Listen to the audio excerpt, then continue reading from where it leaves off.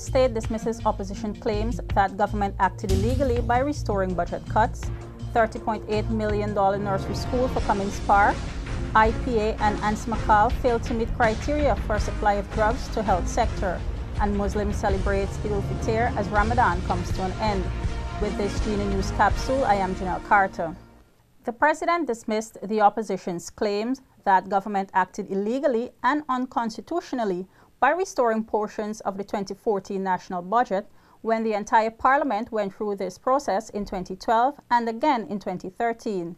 The speaker's ruling to have the finance minister appear before the Privileges Committee due to the restoration appears strange to the president. And in 2012, we even had a discussion and a decision of the Constitutional Court on this matter. So there is no question about illegality and unconstitutionality of the actions that were taken. The president also maintains that the minister's actions were not illegal and he had acted with the consent of the cabinet. President Ramatar has since challenged the speaker in a letter to call Alliance for Change members Kamraj Ramjatan and Kathy Hughes before the Privileges Committee for what he has deemed as unprofessional conduct with their involvement in the Milo Falls and specialty hospital projects. To ensure that children do not have to travel far to access education, government has been building schools at strategic locations. At Field Sophia, a new nursery school will be built shortly to the tune of $30.8 million at Cummins Park, from which 130 children are to benefit. Already, 118 students have registered. An expansion of the school must be taken into consideration because it is anticipated that more children will be starting school in the coming years. Meanwhile, Roxanne Burnham Nursery School will benefit from an expansion costing $14 million, while Friendship will also benefit from a new school.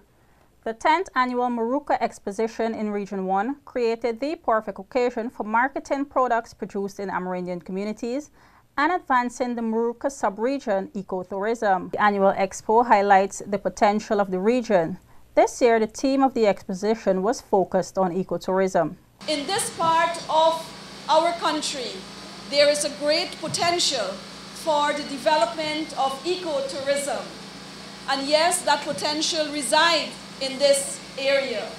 And it is only a matter of time that we will see unleashed in this sub-region a major tourist destination if we keep improving, paying attention, addressing, and making the level of contribution and investment in an event like Maruka Expo, that very soon I am convinced that the Maruka sub-region will be one of the most popular tourist destinations in Guyana.